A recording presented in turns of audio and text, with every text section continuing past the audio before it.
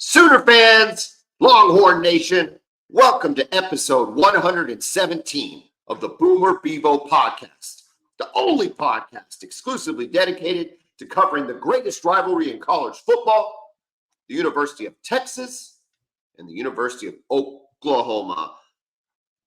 I'm here with my man, Kevin Miller. I am John Whitson. Kevin, one of the greatest television shows of all time is making its return to the small screen. It was on CMT for 16 years. It is now being reintroduced on Netflix.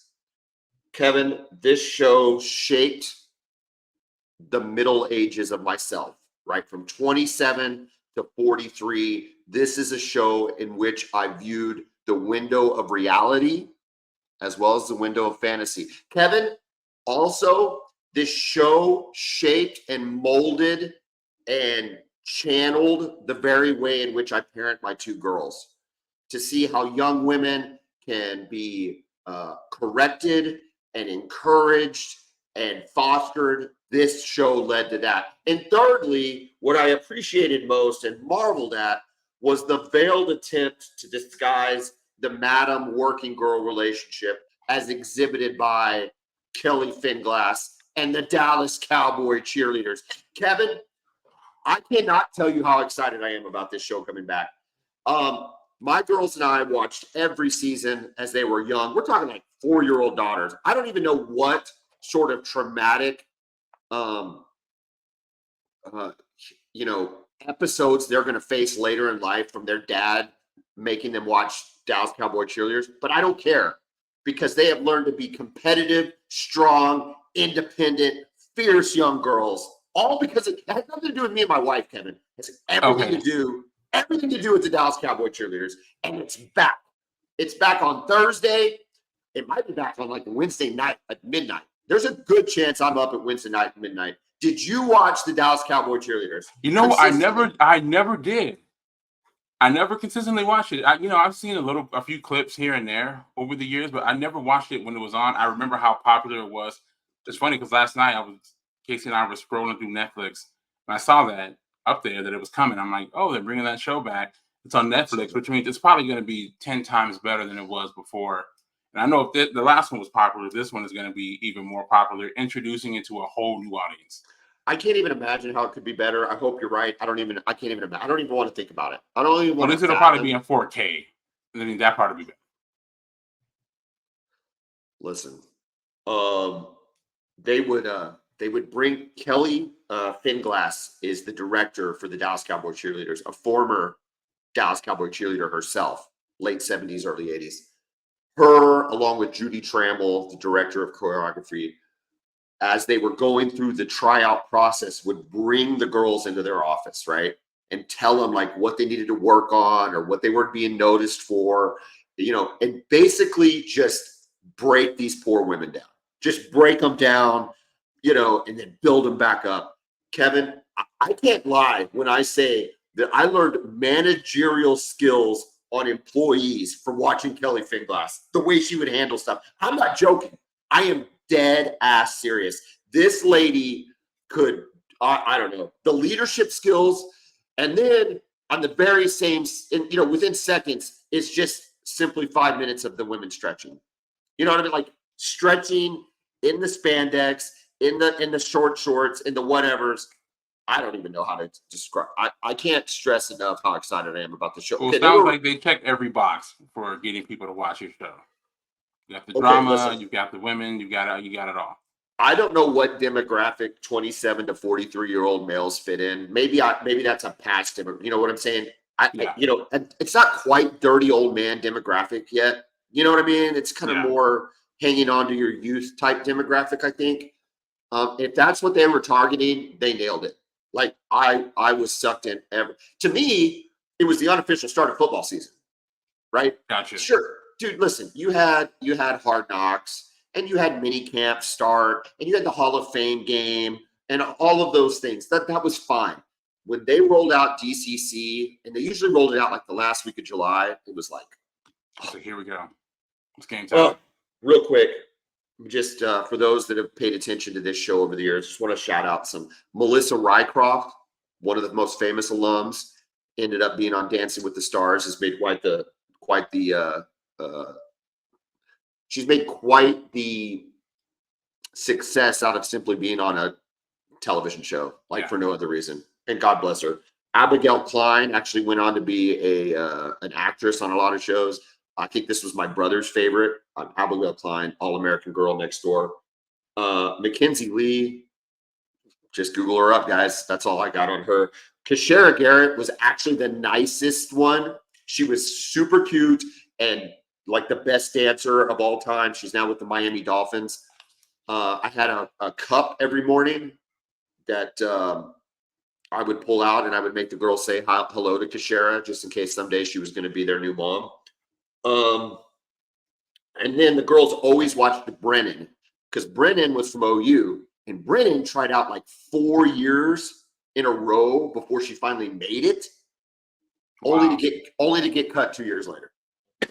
It was pretty crazy. 2 years though. Hey, at least she got 2 years though. She got 2 years. Here's the deal. Reality was, and I love Brennan. Brennan was like the sweetest girl in the world. My girls, like, I just don't know that she was that good. I kind of feel like they gave her like a sympathy spot. Gotcha. And this is an OU Palm girl and blah, blah, blah. They were always big on the TCU girls. If you were a TCU Palm girl, you could almost walk in, and probably for good reason. I think we've talked about TCU Palm. But I want to bring up a couple girls real quick, and then we'll move on from this. But I can't help it. It's my podcast. It's your podcast. It's our podcast, but I'm bringing it up. I'm telling the story. Holly P, okay? For all you guys out there, Google up Holly P, Dallas Cowboy cheerleader. Okay, this girl could dance her ass off. She was amazing. And she had some of the really best dances ever. Her and Jenna, who was like a 6-year DCC, who had been with them for like 6 years, got in trouble one season. Uh-oh. You ready for this? Let's hear it. Fraternizing with the Dallas Cowboys. You cannot fraternize, go out, date, be seen in public, anything with the actual Cowboys. And they got in trouble. And Holly P infamously got in trouble. Do you want to guess which Cowboy? This would have been 2019, 2021, somewhere in there. Who she got in trouble going out with. Now, keep in mind, at the time, she was only 20 years old. To be fair, though, this guy's probably 24, 25. So, I mean, it's not that weird now that I think about it. But anyway, this girl went out to a club where she was underage, obviously, with a Dallas Cowboy and got in trouble. And then she said she didn't want to quit. She ends up resigning because she wanted to date this dude. I don't think it worked out too well for her. Go ahead. Can you guess? Pretty famous. Dude,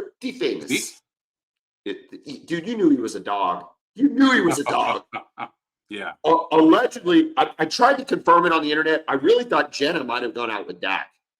I thought she might have gone out with Dak, but I can't confirm that. There's no way that doesn't happen. It's impossible.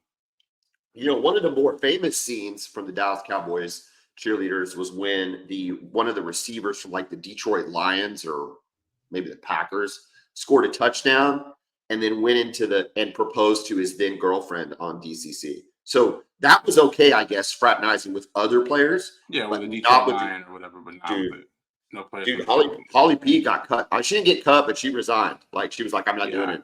I'm hitching my start to Zeke. I don't think it worked out well for her. Anyway, Holly P, Dallas Cowboy cheerleaders. Make sure you check it out. Make sure your daughters check it out. All right. It's important for everybody. This shapes the minds of both middle-aged men and young children forever. Probably my daughter's probably gonna have body issues. I think but whatever. I think they're probably gonna have comparison issues against other women, all these things. And that's all gonna be my fault. Not gonna be my wife's fault. It's all gonna be my fault. C'est la vie. Life sucks. It's too short.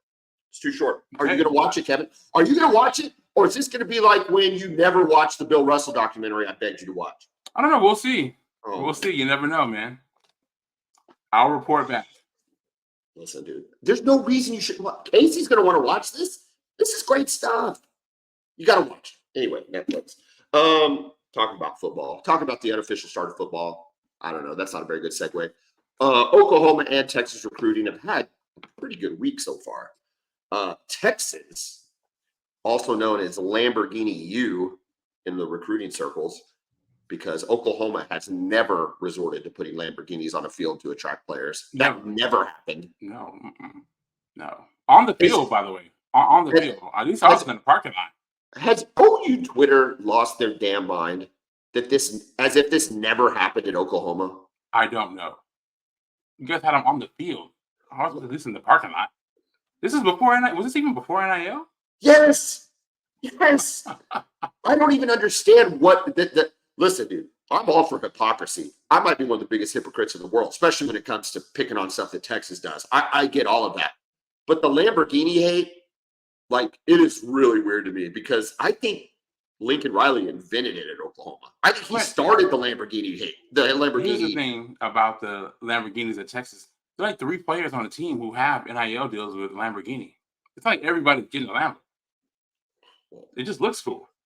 You see a Lambo, it's going to get a kid's attention. It's going to get my attention. 40 years old. When you were a kid, were you a Lamborghini guy? Absolutely. Yeah, I watched Cannonball Run 2. Did you ever see Cannonball Run 2? No. Burt Reynolds, Sammy Davis Jr.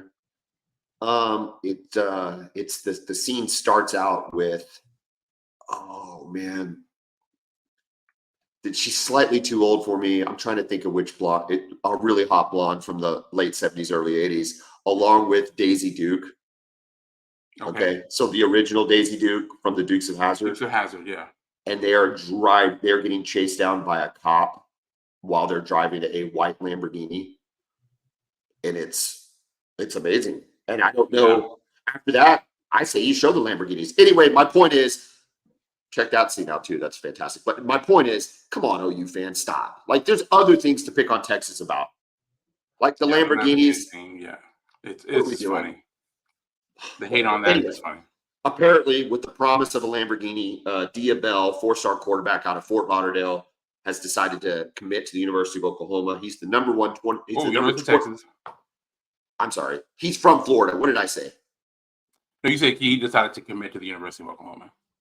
Dude, see, that's how, yes, that was maybe I was projecting. Anyway, he committed to the University of Texas out of Fort Lauderdale. He chose Texas over Auburn, LSU, Miami, Penn State, Ohio State, Oregon, among others. The son of Raja Bell. Kevin, who's Raja Bell? Former NBA player. Most notably, really most known for his time with the Phoenix Suns on those teams with Steve Nash and Amari Stoudemire. He was almost like their best defender on that team. He was a perimeter defender, kind of tough, enforcer type guy. He's like the Bruce Bowen of those teams, right? Pretty much. Yeah. Yeah, that makes sense. Tough guy. Okay. He does a good job. He has a podcast on the Ringer called Real Ones. It's pretty good. He does a good job talking NBA stuff. Oh, really? Okay. Yeah. Does Diabell play basketball too? Is this any chance? I imagine he does, but he was always a football player. I think he has another son that's going to be a basketball recruit. A younger son. How big is this guy going to be your number 1 quarterback recruit? I know sometimes you'll sign 1 or 2 in a class. Is this guy? I think he might. Yeah, he's going to be. He's class of 26, by the way. Right. But yeah, I believe he's our top guy for 26. Maybe even our only guy. They've got that moves Texas. I'm sorry, that moves Texas into nationally ranked 16th in the cycle for 2025. Maybe more importantly, though, it bumps you up to 7th in the SEC. You happy with that? You want to pick up some more? You think you're going to be good to go? Well, yeah, we'll be fine. We'll be fine. We're in for a lot of players. They had a huge visit weekend with top players from all over the country, including DeCorey and Moore, the nation's top receiver out of Duncanville. He was an LSU commit. He has since decommitted from LSU, had his official visit to Texas this weekend. He brought all his people with him, including his great-grandmother. They were all there. They all seemed to have a great time. People behind the scenes think it's just a matter of time with him. And again, we're talking about a 5-star, top 10 overall player and the top receiver in the country. And they're in for several other big-time receivers and other players. So, yeah, the recruiting will be fine. I think what we're seeing now is more players are taking their time and not committing early like they used to. So it's kind of a new wave of recruiting. Speaking of big-time receivers, Oklahoma with a 4-star Marcus Harris out of Mater Dei in from Santa Ana, California, commits to the 25 class. So this is going to be a guy that we should be talking about in the next spring cycle going into the fall. He commits over Georgia, Oregon, UCLA, number 17th wide receiver overall. Big pickup for Emmett Jones. We had lost the commitment of Jaden Nichols. He had decommitted. The rumor was largely wanted to play basketball and football. Didn't seem like that was going to work out at OU.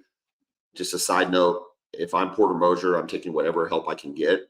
But I don't know. That's a whole different conversation. But if that was a Porter thing or a Brent Venables, we don't want to do it at OU thing, whatever. They lost Jaden Nichols. I think it's an upgrade though, right? I don't think I'm being optimistic I don't here. think so, man. I thought Marcus Harris is a really good player. Visited Texas a few times. There was a time it seemed like he was going to commit to Texas. I'm not sure. Texas has, like I was just saying, they've got some big time 5-star guys that they're in for. So maybe I don't know if he thought that maybe he wasn't being prioritized enough. I don't know. But it's a really good pickup for OU. You had just said the wide receiver class for 2025 and 26. Is it just loaded? It's loaded. The 25 class especially, man. I mean, they're guys everywhere. I mean, they're probably 7 or 8 guys in the state of Texas that Texas would take their commitment. You know, they almost having to pick and choose. Yeah. You know, it's just one of those weird years where, you know, as a school that's kind of maybe further down the pecking line, it's going to get good receivers because there's so many good ones in Texas and OU, and can only take so many. Yeah, I mean, we've seen it when OU takes a number of highly ranked receivers. You had 3 5-stars in one class. Ridiculous. Oh, none of them worked out? No. Really? No. Well, what's his name? Well, none of them lived up to the expectations. Was Marvin Mims not in that class? No, he was not. It was not him. It was Trajan Theo Bridges and the kid Hazelwood. Hazelwood was, dude, listen, Hazelwood. He was okay. Hazelwood he never looked like a 5-star. Bridges was just kind of a disaster. He was off the field stuff. Yeah. He had off the field stuff. And Theo was solid for you guys. Same with Hazelwood, but you know, he never, like Marquise Brown played like a 5-star receiver. CeeDee Lamb, who was not a 5-star, was absolute 5-star on the field. So none of those guys became that, and I think that's the expectation that most people had for those guys.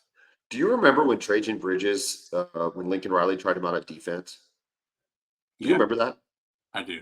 And he got like 3 pass interference calls, like all in a row because he had no concept of what he was doing. Yeah. If that didn't tell you everything that was wrong with our defense, that we would roll out a receiver that had no idea what he was doing. Yeah, in a game.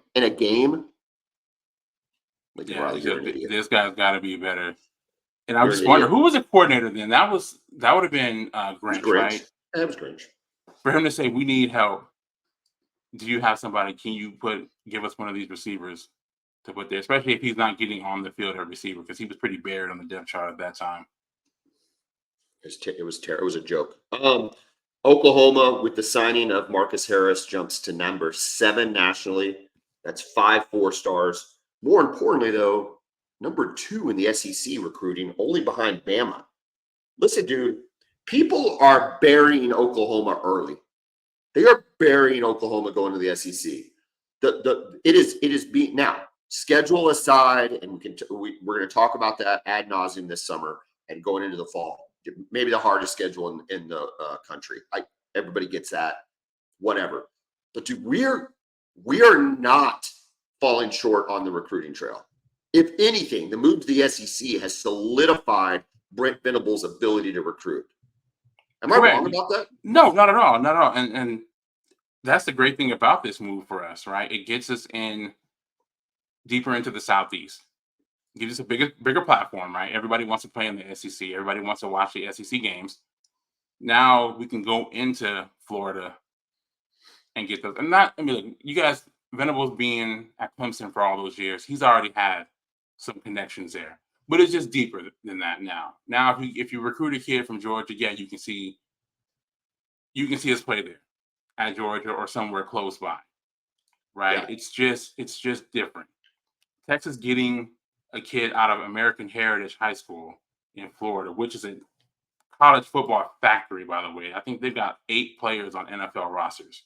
Brian Burns, Patrick Surtain II, Sony Michel, they all went to American Heritage High School. So to be able to get in there and potentially have a pipeline, it's a big deal. So yeah, this SEC thing has only enhanced the recruiting ability of Oklahoma and Texas. Yeah, the article I read about Diabell insinuated that he was the first chip of many that could fall because of his recruitment. Because he's one of those guys who gets to. He gets the class rolling. You get a big time quarterback and people are going to follow. It's like we saw with Arch a couple years ago. Get him to commit, guys are going to follow. Look, I mean, this is huge. Look, Oklahoma has to maintain this momentum, and I think they will. They're going to have to. It's going to have to result to wins on the field, I think, next year. I think going to the SEC, OU might get a year reprieve, but even then, I'm not sure. I think OU's got to keep that momentum going. I still contend probably 9-3, which I think 9-3 gives them a chance to even potentially make the playoff because of how hard the schedule is. I think if you go 9-3 in the SEC, you definitely are making the playoff. Well, not even just the SEC, Kevin. Not even just the SEC, but the SEC with this schedule. I mean, correct. If you go 9-3 with that, you're in. There's no. But with the 12 teams getting in, you're in at 9-3 with that schedule. There's going to be some ginormous games. You told me before we recorded that you have the odds for these games. What do you got for us? These are is this just SEC games, just OU games, Texas games? No, I've got several. I've got basically most of the bigger games. All right, I love it. At least on paper for this season. Yeah, Circa Sports released some odds here. And we'll go through, and if you want to guess these lines, and we'll see how accurate they are. We're going to start with. I will guess the lines, but quick disclaimer: you are the expert when it comes to picks. I think you were like 68% last year on your picks against the spread. So I am not typically good at this, but I'm willing to give it a shot. I'm willing to see if I can do it. Okay. Number one, this one's big now. Again, I don't know how good these teams are going to be, but it's going to be a fun game to watch. Both teams with coaches that are going into their second year. Okay. Colorado at Nebraska. I think Colorado is turning into the biggest joke in college football. And to be fair, you and I were on the prime train through much of last season, maybe up until like week 8 or 9, when the wheels started falling apart. I haven't seen anything come out of Boulder that makes me change my mind on that. I don't know if that's going to affect the line or not. It's at Nebraska. Is that correct? Correct. I bet the line is +5 to Nebraska. So you mean Nebraska favored by 5? That's correct. Okay, that'd be -5. -5. See how bad I am? See how bad spot on, by the way. You're it was -5. -5 in Nebraska. Mm-hmm. Yeah. Yeah. Okay. Will Dylan Raiola start for Nebraska? You know what? If he doesn't start, I don't see how long you can keep him off the field. He's too talented, man. Speaking of girls from TCU, as aforementioned in the DCC rant I gave earlier, his sister played volleyball at TCU. Yeah. I don't think Dylan Raiola is that good looking, but I think his sister is. So I'm gonna have to take pretty big time player. Yep. All right, go ahead. Next. All right. So this is the first one. I'm 1 for 1. I'm 1 for 1. 1 for 1. Yeah. Now this one is the first game that directly affects the Bevo Podcast. Big time game, week 2, the Big House, Texas at Michigan. So Michigan has lost every player that's ever played at Michigan, any downs. They have a new coach, former Oklahoma offensive lineman Sharon Moore. Texas is rolling in as one of the preseason favorites to win the national championship. It is at the Big House. It will be an 11 a.m. kickoff, probably noon in Michigan time. I'm going to say Texas is a 4-point favorite. A 4-point favorite. You're very close. Texas -5. Really? Okay. Yeah. The question I have for Michigan real quick is, we know their style under Harbaugh, right? They like to run. They like to do some play action stuff, use the quarterback They seem to be the style under Sharon Moore too, though. But Harbaugh's still calling the shots behind the scene, right? I'm curious, are they going to keep that style, or are they going to open it up more? I have no idea what to expect from their offense, honestly. Look, Sharon Moore served as the de facto head coach, right, for 3 games. 3 critical games, including the Penn State game, right? Wasn't he the head coach during the Penn State game? What did he do in the Penn State game with a quarterback that was drafted? Remind me what JJ 12, I think top 11, something top 10 or 11. Yeah, top 10 of the NFL draft, whatever it is. JJ McCarthy was drafted. I mean, so the NFL thinks he's a good quarterback, right? Whatever else we think, they think he's a good quarterback. Yeah, and experienced and the whole deal. In the second half against Penn State, what did Sharon Moore do? He ran it and ran it and ran it. I don't think they never threw the ball. They didn't even have an attempt. They didn't even have an attempt. I don't think the Harbaugh leaving changes their offensive style at all. I think Sharon Moore wants to run the ball and play defense, and thinks that if he can get if he can get into the Pac, or what are they, the Big Ten now with 4 new Pac-12 schools. Yeah. I think he thinks he can manhandle teams on the offensive and defensive line. I think they're going to try to run it. And you know what's interesting is Texas doesn't have the 2. I mean, this is a really good test. This is a great test. It's a huge test on the road too in that environment. Because you should win. Like you should win on paper. But you don't know what your defensive line is going to look like, and you don't really know if they decide to pound the ball down your throat, if you can handle it, like you could have last year. Yeah. Like you proved you could do it last year. Correct. All right, go ahead. Very fascinating. Right. So I'm off my point. All right, so I'm pretty happy. That's still good. No, yeah. I'm giving credit on that one. Okay. This is another one at the Big House. This was a former Rose Bowl matchup. Probably the best edition of the Rose Bowl you would get. 2 blue bloods. Michigan against USC in the Big House. Michigan is a 6-point favorite to beat. It's even worse than that for Lincoln Riley. Michigan -9.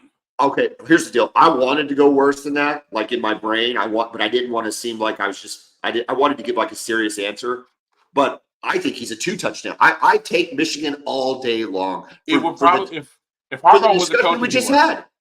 For the discussion we just had, dude, forget Harbaugh. He can't stop the run. I don't want anybody on USC's team that can stop the run. If it was Harbaugh, though, it would be worse. It could be 15. Yeah, exactly. Correct. It could be 15 if it was Harbaugh. Because this is at Michigan, you said? Yeah. Yeah. No, in the Big House. All right. Yeah. When we pick that game, I can tell you, just write me down. We don't have to have this discussion. Just write it down. And we'll know more. We'll know a lot more about Michigan, what they look like. I don't care how bad Texas beats Michigan in week 2. I'm still taking Michigan to beat USC. Yeah, it makes sense. I don't know what to expect from USC. We'll get into them though. All right, first Oklahoma game we're going to talk about in Norman. Oklahoma against the Tennessee Volunteers. Josh Heupel making his return to Norman as a head coach of the Vols. What do you got? I feel like I've seen this before. Okay. I feel like I've seen this line. This might not be a guess, but if I'm wrong, that's going to sound really stupid. Is OU a 4-point favorite? No, they're not, but they are favored. It's OU -2. Okay. That's what. All right. I thought it was 2 or 4. That's probably about right. I really think OU and Tennessee are kind of the same team right now. So it would make sense that OU would only similarities. Yeah, and it would make both young, incredibly talented quarterbacks. Yep. But you've got some questions around the rest of the offense.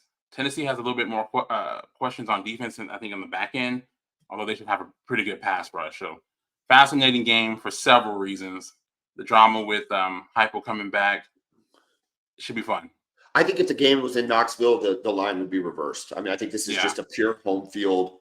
I think it's an opening SEC home game line that Oklahoma's getting the benefit of. And I'm of. curious to see what that environment's going to be like in Oklahoma. I don't know if you guys have had a chance to really showcase your home field.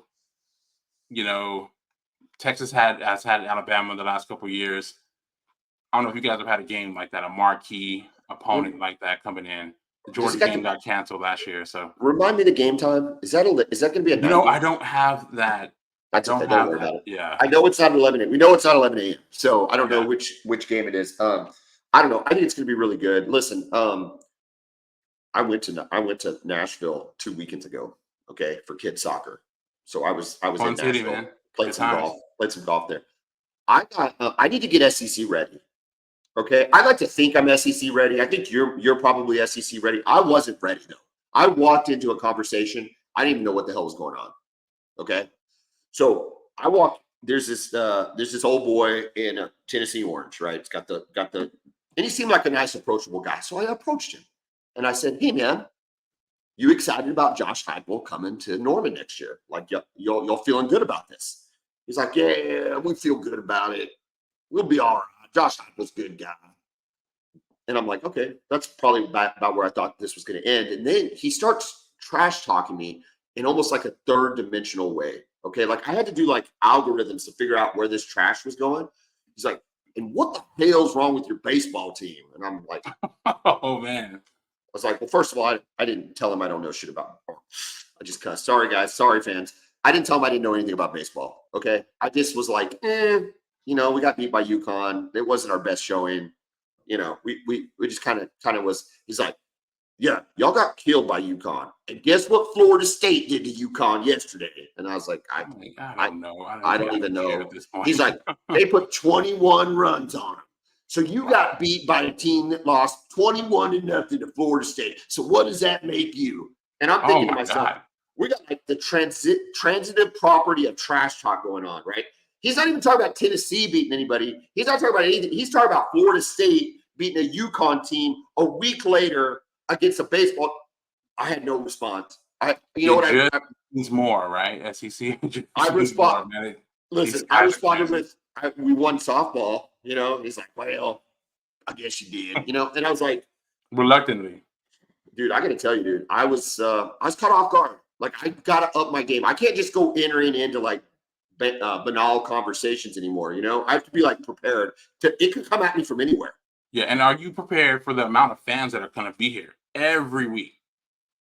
Dude, they are going to bring it, and it's going to be consistent, right? Like, we're in the Big 12.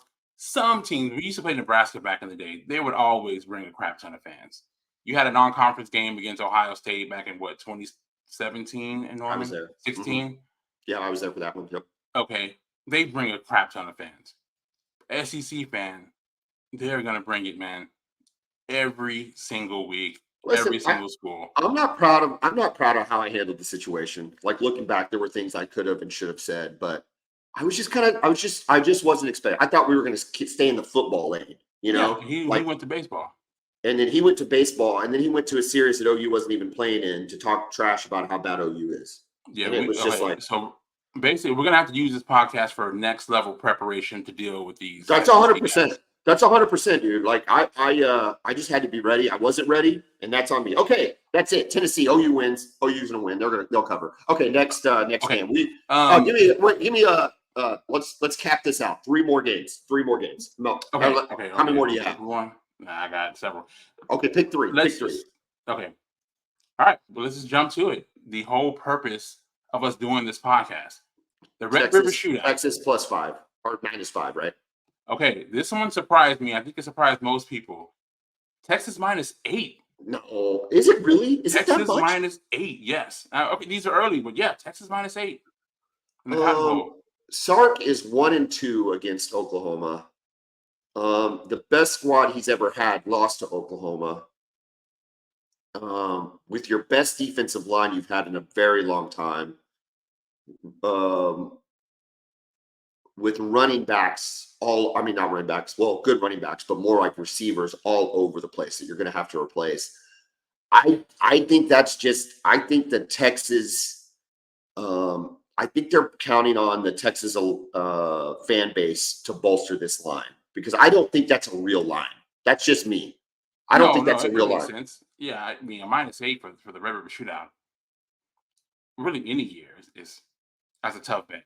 You just don't see. But what was it last year though? It wasn't it was a crazy line last year though, right? Was it 6 last year or was it more? I thought it got to like 7. Did it? Okay. I thought it got to 7 and all right. Okay. Yeah. Oklahoma. The very next week. I'll take Oklahoma plus the points, that's for sure. Fair enough. Georgia at Texas. One of the biggest games of the season. Dude, depending on what happens leading up to that, do y'all go from OU? Do you go from Dallas? Very next week. And they're playing. Is it in Austin? It's in Austin. What that dude? Does that not get you fired up? Because Oh that my makes you God, fired yeah. up though. Like it's tough, but it's like, oh my God, Texas and Georgia Yeah, following. Georgia. Do you get a bye week in between, or is the bye week No, before that? we get the bye week before the Red River Shootout. We both do. I think this is similar to the line could change, obviously, depending on what happens with Michigan and what happens with Oklahoma for Texas. But I bet Texas is a 2-point favorite at home. It is actually flipped. Georgia is a 2-point favorite in Austin. No respect. It's Georgia, man. Hey, I got no respect for Sark. All right. I got a couple more though. Just at this point, we're only doing our schools. Okay, sounds good. All right. Oklahoma at the Grove against Ole Miss. Dude, Lane Kiffin's getting a lot of love this year. A lot of love. We're talking like potential top 5 love for Ole Miss. Jackson Dart's still there, right? He is. He's pretty good. They lose Quinshon Judkins to Ohio State, but he's still pretty good. Another running back's good too that they had. I can't remember his name. Listen, I know the Grove is an environment. Like, I get it. I understand where it ranks in the hierarchy, that it is a great place to watch a game. It's historic for reasons, whatever. But in terms of a home field advantage, like, are you scared to go play in the Grove? Because I don't know that I'm scared to play in the Grove. I don't think I am. No. I think they're a 4-point favorite. I think Ole Miss is a 4-point favorite. OU is a 4-point dog. Okay, you're close. It's a 5-point favorite for Ole Miss.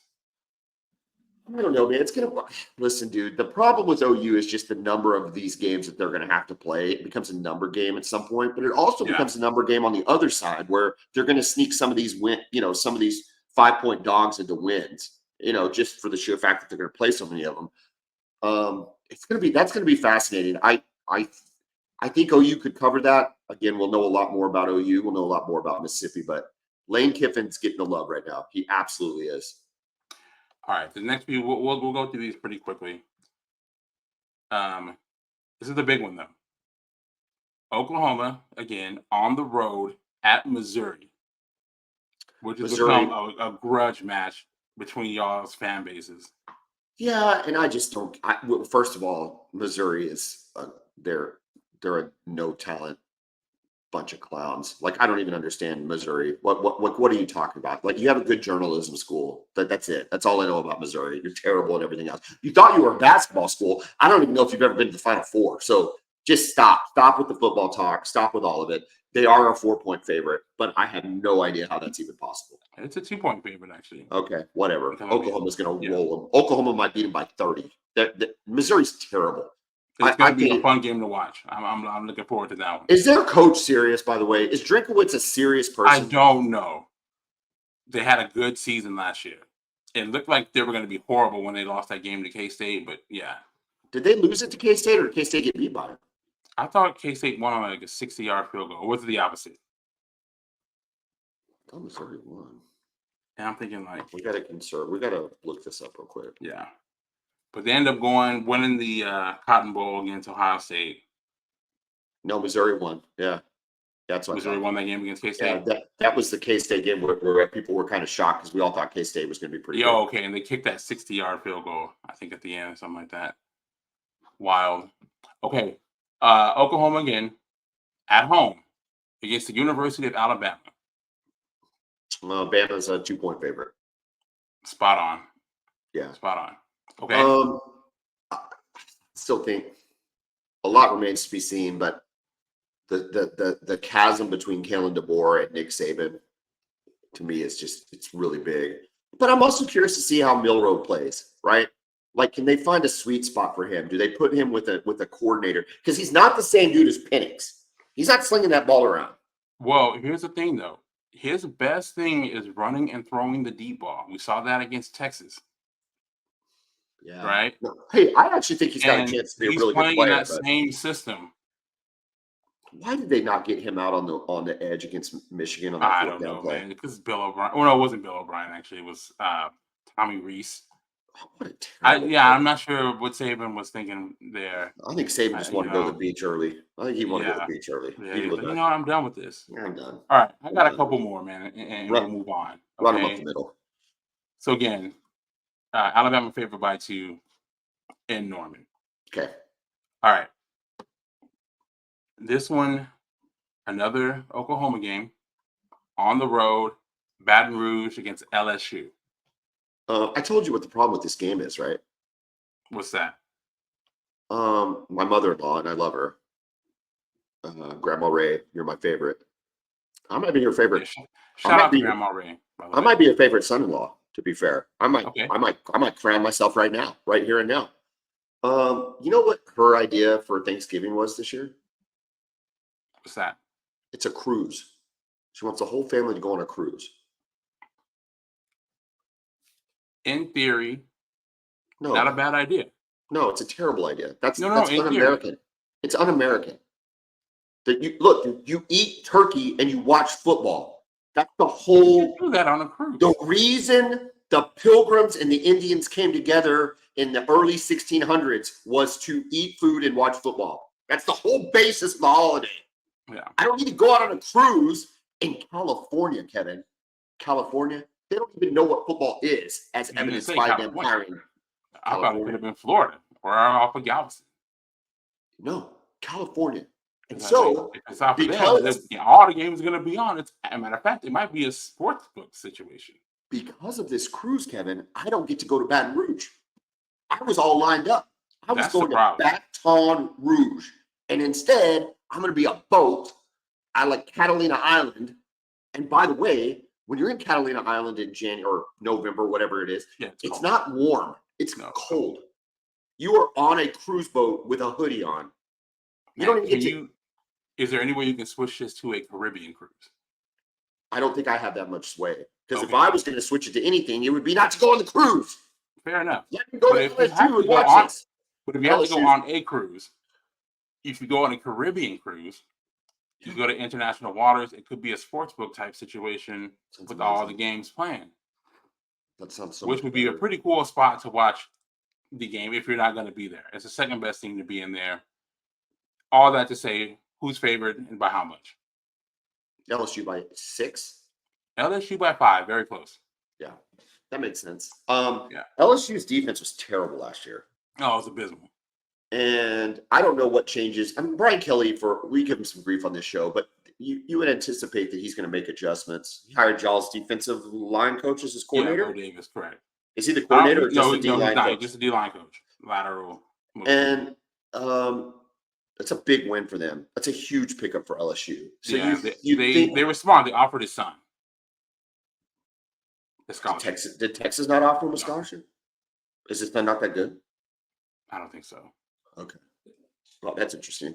Smart way to get a coach, though. Yeah.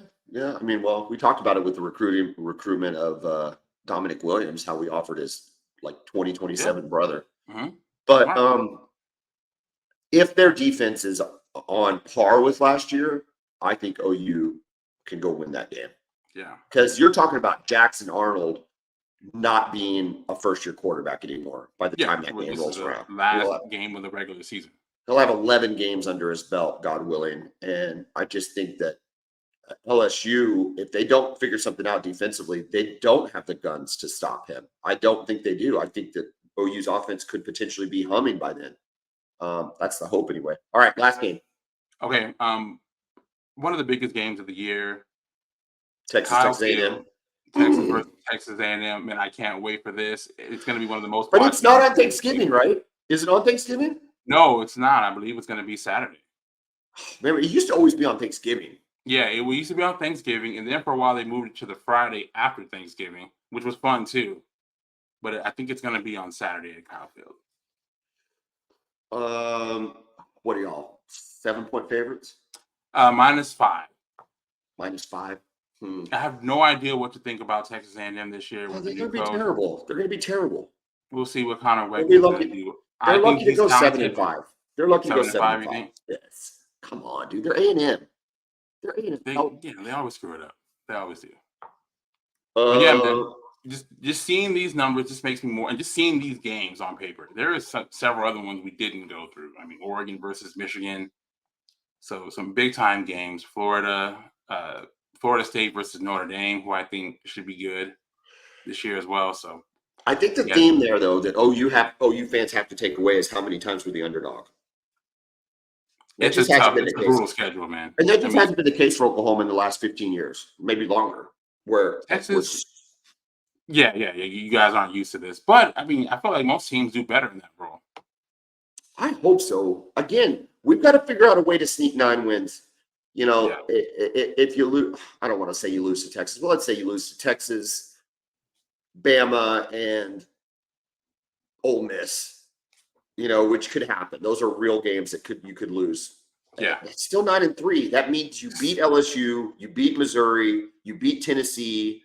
I don't know. I think that puts Oklahoma in a pretty good spot. If you're 9-3 with this schedule, you're in the playoff. And your losses aren't to, you know, Maine and different schools like that, you're going to get into the college football playoff. Kevin, this weekend was Father's Day, and I hope you wished your dad a happy Father's Day. And it also crowned Bryson DeChambeau as the winner of the 2024 U.S. Open at Pinehurst #2. He hit on 18 a 55-foot bunker shot to about 2 feet to make the tournament clinching putt over Rory McIlroy. I've got a number of thoughts about this that I wanted to talk to you about. First of all, did you watch any of this? It's okay if you didn't watch it live, but I am familiar about what happened. I've heard in detail about how this went down, and I have questions, and none of them about Bryson DeChambeau, by the way. Okay, well, let's talk Bryson, and then you can ask me about Rory. Let's talk Bryson real quick. So this is more of an existential question. This goes beyond sports, okay? This goes beyond the purview of wins and losses and statistics and analytics and all of the things. This is more about a particular personality. Can people, in this case, Bryson DeChambeau, can people truly change who they are as a person? That's a good question, man. And I haven't been able to figure that out. I mean, it seems like they can, but I always go back and forth on this. Okay, listen, I have constantly contended that you are who you are. And maybe you mature and maybe you immature, maybe edges get smoothed out, maybe personality traits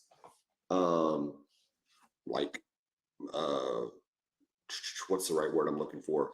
Maybe they expand to fill the space. You know, maybe you become more of who you are over time. But Bryson DeChambeau is a completely different person than he was a couple of years ago. Like, it's not even close. I did not like Bryson DeChambeau. He was arrogant. He was weird. He was off-putting. He said odd things. The way he described his golf game, it was just all very weird. Okay. And he now is like one of the most likable people in sports. How? He's engaging. He is relatable. He is appreciative. He is entertaining for entertainment's sake. His display of golf, along with how he handled himself in the last round at the U.S. Open, the closest thing to compare it to is Arnold Palmer in the 60s, where Arnold Palmer had Arnie's Army and was so engaging and would make eye contact with people. I mean, there's nobody else that is acted like the way DeChambeau acted in the final round of a major. He's in the final round of a major, and he's encouraging fans to talk. He's pointing at them. He's getting them riled up. He's settling them down. And then afterwards, he was personable and affable and endearing. He was funny. But on top of that, he was a tremendous golfer. The positions, look, for those that don't know, and most people do, DeChambeau is known for how far he hits the ball. He's the longest hitter in golf, maybe the longest hitter ever. He's the current version of John Daly, you know, without the addiction issues. And in addition to hitting the ball a really long ways, his short game was the best in the field on Saturday and Sunday. He was the best in the field. He deserved to win the U.S. Open. But I found myself rooting for the guy. Kevin, I couldn't stand him 2 years ago. I could not stand him. I was Team Brooks. I was Team Patrick Cantlay. But dude, between his YouTube TV and just the way he's handled himself over the last year, It's fascinating to me. And I asked the question again, can a person change? Did he change or did I change? That's what I want to know. No, I mean, I've heard the same things about him from how he was to how he is. And it seems like something happened, man. Something He got happened. humbled somehow, and he's found a new found appreciation for life and for golf. And yeah, maybe just a natural maturation process. He hit a 55-foot bunker shot, or a 55-yard bunker shot. I'm sorry, a 55-yard bunker shot on 18. Well, it's probably one of the greatest shots I've ever seen in championship golf. And these guys are all pros, and most of these guys could hit that shot. That's not the issue. But it's under the circumstances. But on top of that, a 55-yard bunker shot is not something that gets practiced very often, even by professionals. It falls way down on the pecking order of shots you're going to have to hit within a round of golf. And then to do that on the 18th hole with all the pressure that comes with it, in what is really an unorthodox way of approaching the short game. He has an unorthodox way. He's a very cerebral guy, all about analytics and swing speeds and all of that. It doesn't matter, dude. He put it to 2 feet. He made the putt. He won the U.S. Open. That's the winner. The loser was Roy McIlroy. And go ahead. I will allow you to ask the questions now. Well, first of all, how did that happen? And secondly, does he ever get over this? First of all, people are going to point at the 2 putts of less than 4 feet that he missed on 16 and 18, or 15 and 18. Yeah, it was 15 and 18. He missed 2 putts under 3.5 feet.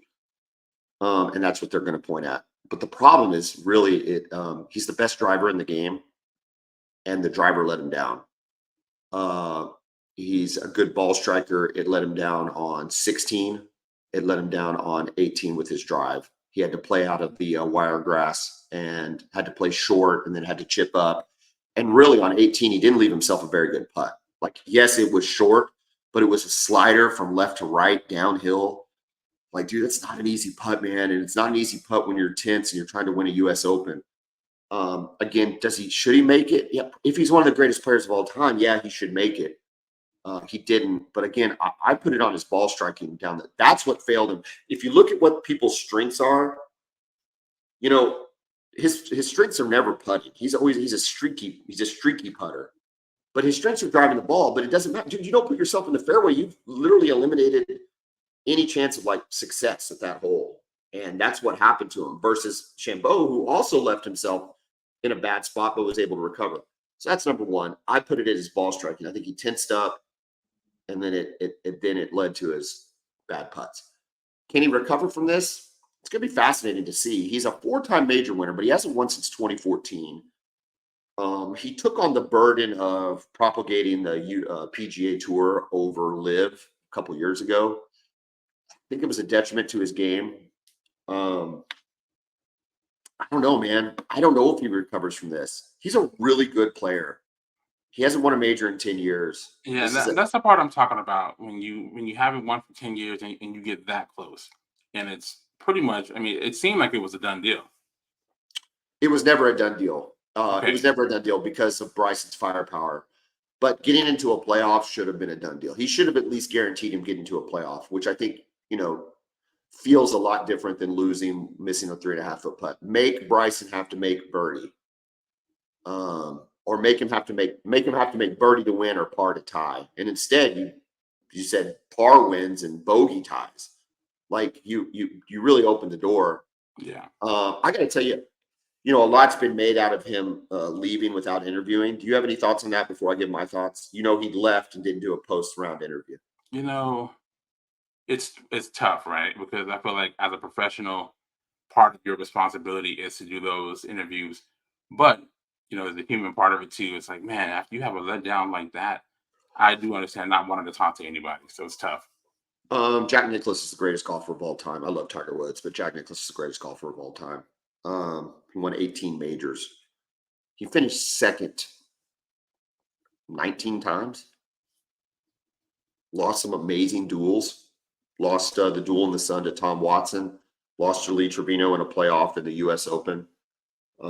As a youngster, lost to Arnold Palmer in 1960.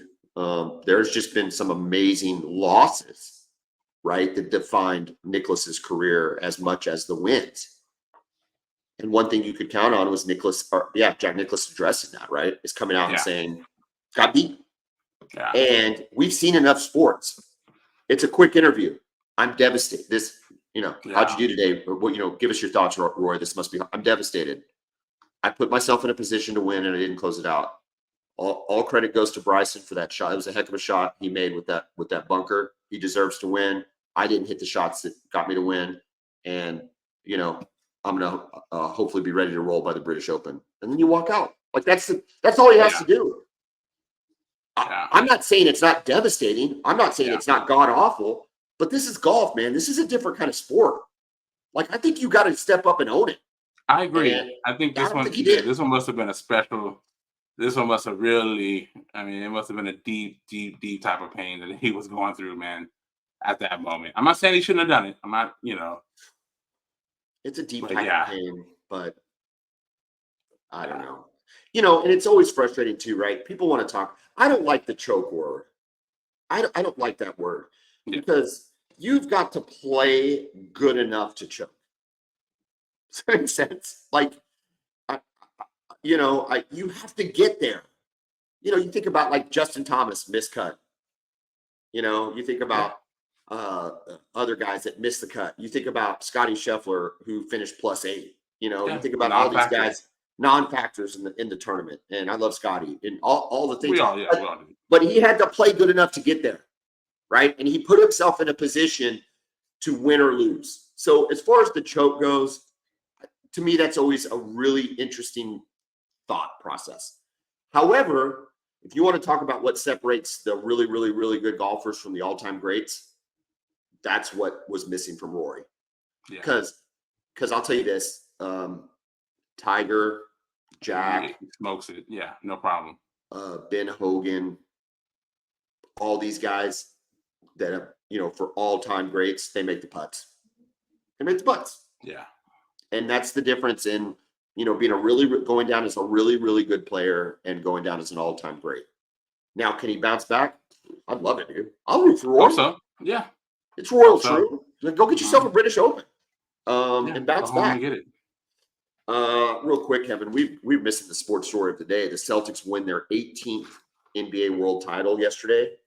I was very hard on Jason Tatum throughout the majority of the playoffs. Guy showed up.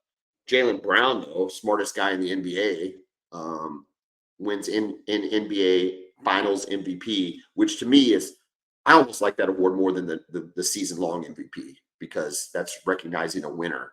Did you know Jerry West, rest in peace, won a NBA Finals MVP despite losing? Yeah, he must have been incredible for that. It's unbelievable. Boston too. I think he went to didn't he go? Did he go to the finals like 9 times and only won once against the Knicks? Correct. Anyway, that's Jerry West. Yeah. The logo. And lost 6 to the Celtics in the finals.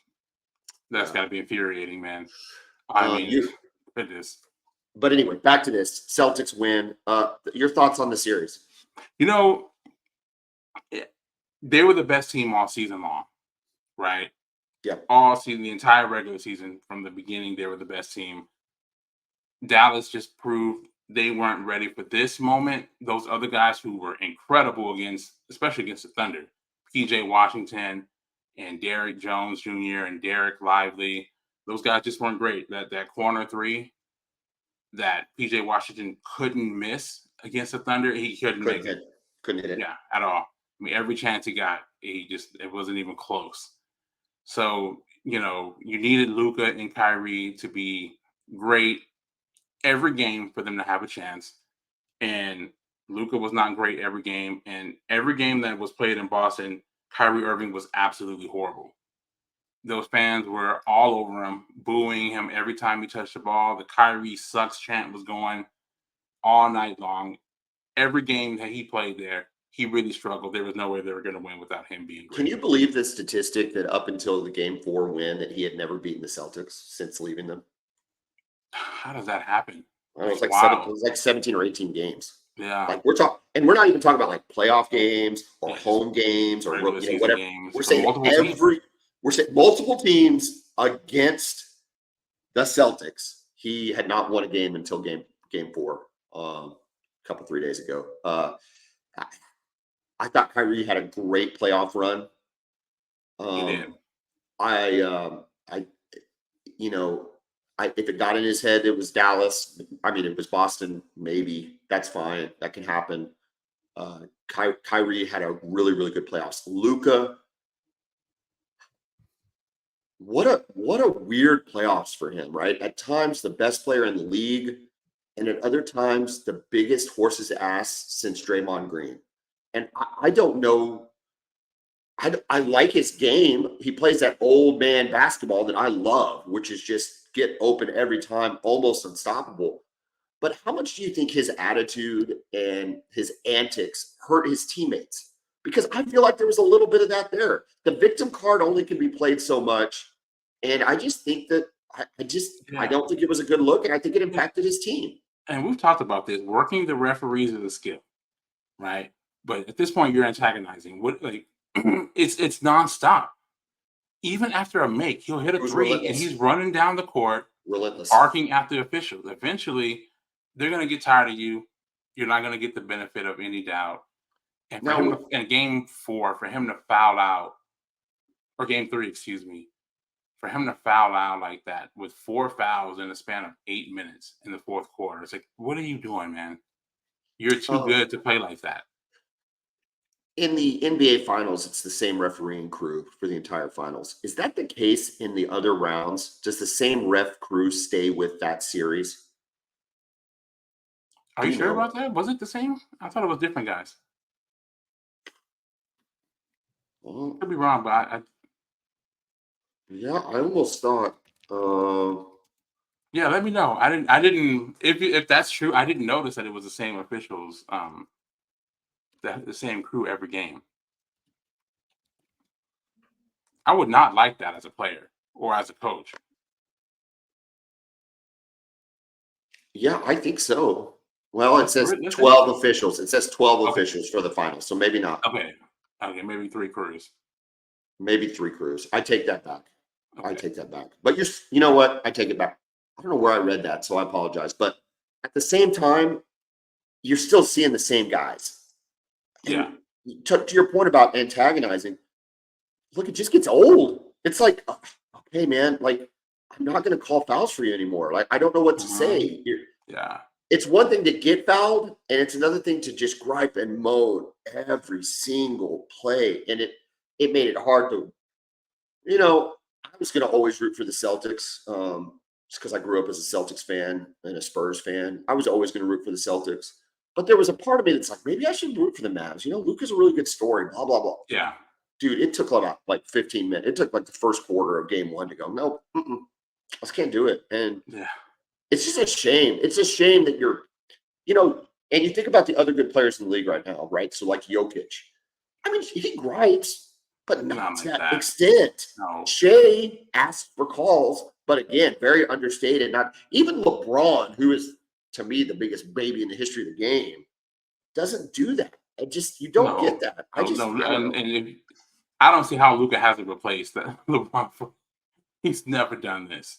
Like you just said, he's never been this. No, he's never done that. No, he really hasn't. And that's just a shot at.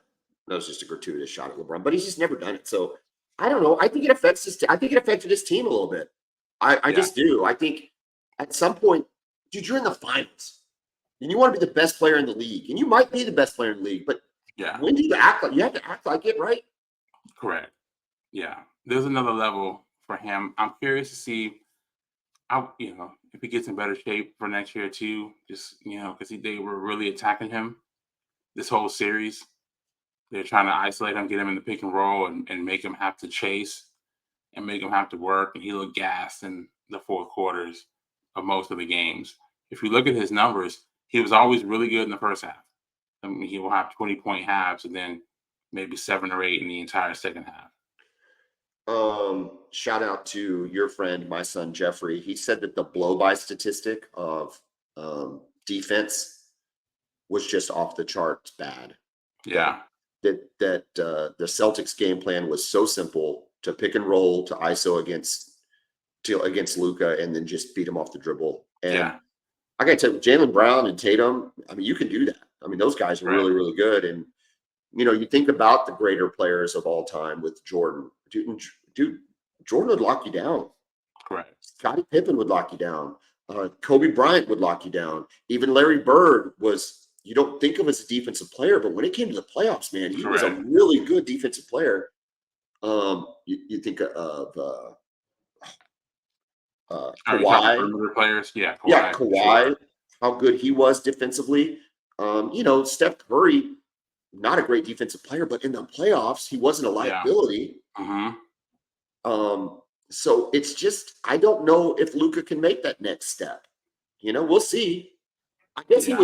he got a lot of credit for like being in shape coming into the season. It's an 82 game season. You make it all the way to the finals. That's another 16 games or 16 wins. So it could be another 20 plus games you Yeah. have to play. You look at 100 games at this point. I guess you'd get tired, but you play basketball, man. These guys aren't supposed to get tired. So I don't No, know. It's just you're frustrating. not. Yeah. I would be, if I'm a Mavs fan, I don't know what to take away from this Yeah, series. because they're nowhere near the finals without him, right? He was incredible 100%. against Oklahoma City. I mean, against the Clippers, incredible against the Thunder, really good against Minnesota. Yeah. Yeah. In Minnesota, they had no answer for him. And that in was their the best pick and roll. defensive. That was the best defensive team in the league. Correct. Their game plan was weird. We can address that another day too. Their Yeah. whole series, they just did nothing to force him to do anything but sit at the top of the key and just pick them apart for the entire series.